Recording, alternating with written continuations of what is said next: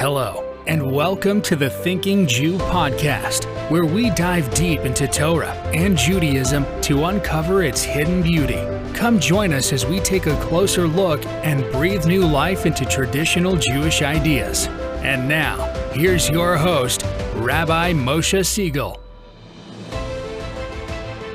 Hello, and welcome back to the Thinking Jew podcast. We're currently in the middle of the month of Elul, only a few weeks away from the high holidays.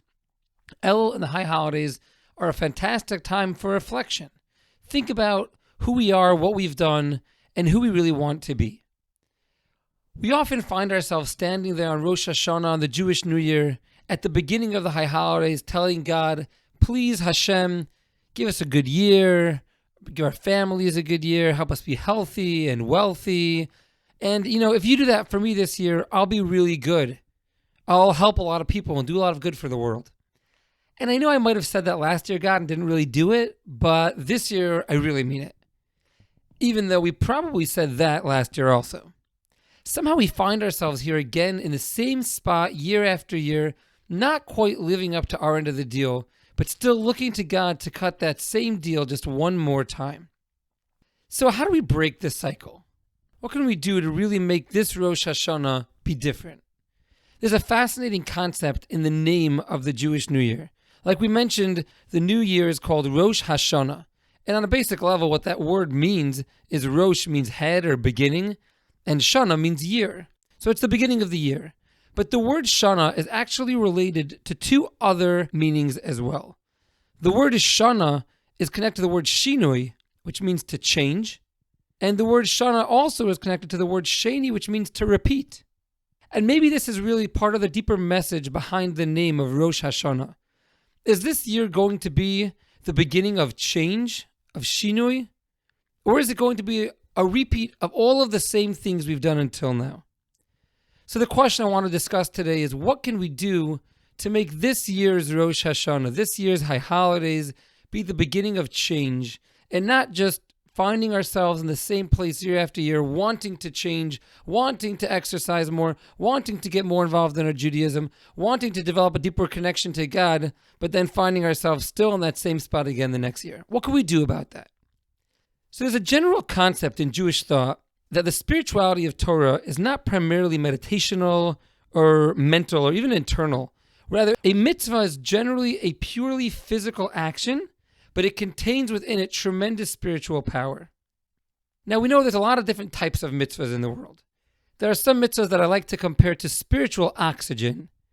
Just like oxygen, you need to be breathing constantly. There are certain mitzvahs that we need to be doing on a constant basis to sustain our spiritual selves.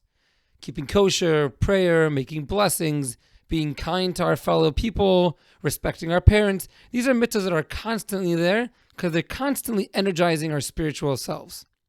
Then we have mitzvahs that we only do occasionally, like eating matzah, or sitting in a sukkah, or blowing the shofar on Rosh Hashanah.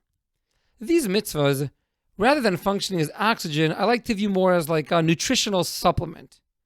At certain times during the year, we need to strengthen a part of our spiritual system inside us, so we need a special dose of mitzvah X to strengthen our spiritual health. So let's look at that primary mitzvah of Rosh Hashanah, the blowing of the shofar, and let's see how we can connect that action, that mitzvah, to the spiritual message of the day, and how to make this Rosh Hashanah into a Rosh Hashanah of change, into a Rosh Hashanah of self-actualization to who we really want to be. So I want to share with you a story. It's a somewhat famous story. There's actually millions of views on the primary video on YouTube about it, but I'll repeat it because I think it really leads us to our answer. There's a columnist for the Washington Post named Gene Weingarten. And one day, Gene was walking out of the metro station in Washington, D.C., and he noticed a guy in tattered clothing playing the keyboard as hundreds of people just rushed by him on their way to work. And he noticed that this pianist was actually really good. And everyone was walking by him so quickly, paying absolutely no attention to the tremendous skill that he had. And this really bothered Gene. So Gene thought about it and decided he wants to run a social experiment. He hypothesized that people are so busy and so distracted in their own world as they rush back and forth to work that even if you put a world-famous, amazing musician playing complex pieces there, nobody would stop and nobody would notice. So he approached Joshua Bell, one of the greatest classical violinists of our generation, and he asked him if he would partner with him in this experiment. Sure enough, Joshua agrees, and they start planning. January 12th, 2007, just before 8 in the morning, Joshua Bell, wearing jeans, a t-shirt, and a Nationals cap, parks himself and his multi-million-dollar Stradivari guitar and begins playing extremely complex pieces in the subway. Over the next 45 minutes, he played 6 different pieces, and listen to the results of this experiment. During those 45 minutes, 1,097 people walked by, and of those 1,097 people, only 7 stopped for more than 1 minute, and only 27 dropped a few coins for him. Again, more than 1,000 people, many of whom might have paid hundreds of dollars to hear the same person play the night before, but they didn't notice today. They didn't even realize they were missing out on anything, just rushing off to work, running to their next meeting. And there's a lot of follow-up discussion after this article came out, people debating, what would you have done? Would you have stopped and noticed this world-famous musician? Would you have just continued on in your day? And it's a great question for us to reflect on. Do we notice what's going on around us?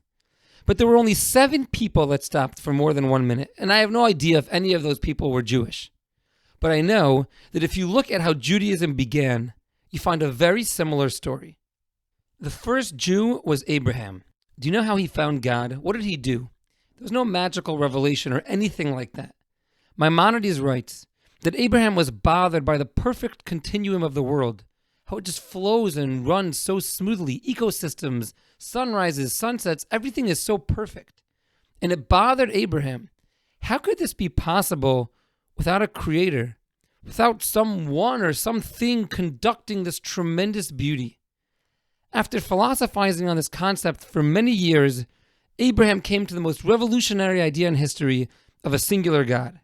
Abraham was not inherently different than anyone else alive at the time. A regular man, born with his strengths and weaknesses, into a pagan society with accepted philosophies and assumed truths. But he was the only one who stopped, the only one who noticed the amazing symphony being played around him. While everyone else was running around busy worshiping their idols just like their parents did, Abraham stopped and noticed that godly masterpiece being played around him. So to us, living in a time when there's endless outlets, endless entertainment, where the line between work and home is often blurred, it's so difficult for us to really pause and just think, what am I doing here? Listen to that beauty of life, that symphony going on in the background. The shofar that we blow in synagogue on Rosh HaShanah, Maimonides teaches us, is representative of a spiritual alarm clock. It reminds us, as Maimonides, to self-actualize, to think about life, to wake up out of our non-thinking, out of our just movement, out of our running through life. Pause. What do I actually want to be doing with my life? What's really meaningful to me? Am I living the greatest life that I can live? And this, I believe, is the first step of making real change, of the self-development process of Elul leading into the 10 days of repentance and the high holidays. Before we start accepting new things on ourselves and how we're going to change and all the things we want, we have to first just take a pause from the rushing through the train stations of life, from running from one place to the next, and just appreciate the music. Look at the world around us, recognize the beauty that God gives us. And then we could be like Abraham and say, I don't know what the rest of the world around me is so distracted by, but I'm going to live now. I'm going to live in the present, and I'm going to focus on what's real and what's actually important for me. There's a story, they say, of a business professional who was sitting in his office, probably 5 stories up, and he looks below at 2 members of the city park department, and he's watching them, and one of them is digging holes in the ground, and then right after he finishes digging it, the next guy comes and fills it up. And this guy's sitting in his office trying to figure out, what in the world is going on down there? It's the most bizarre thing. One guy's just digging holes and the other guy's putting it back up. Why would they be doing this? It's so strange he decides to go downstairs and actually ask them what's going on. And the worker says, hi, so nice to meet you. My name is Matt, and there's normally 3 of us here. We work together as a team. I dig the hole. Johnny plants the tree, and Paul fills the hole. But what happened today was Johnny called in sick. So me and Paul are just doing our job. Sometimes we get so caught up in what we're doing that we just completely forget why we're doing it in the first place. We're digging because that's my job, is to dig. We're filling because that's my job, to fill, without taking that pause and thinking, why am I digging? Why am I filling?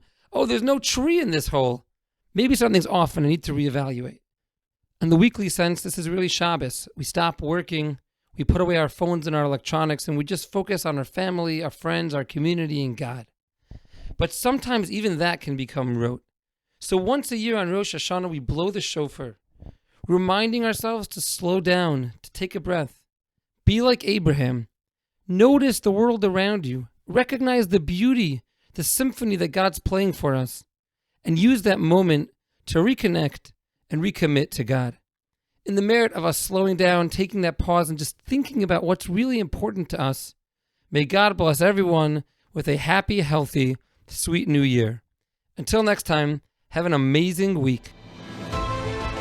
Thank you for listening to the Thinking Jew podcast and for taking the time to study Torah and deepen your connection to Judaism.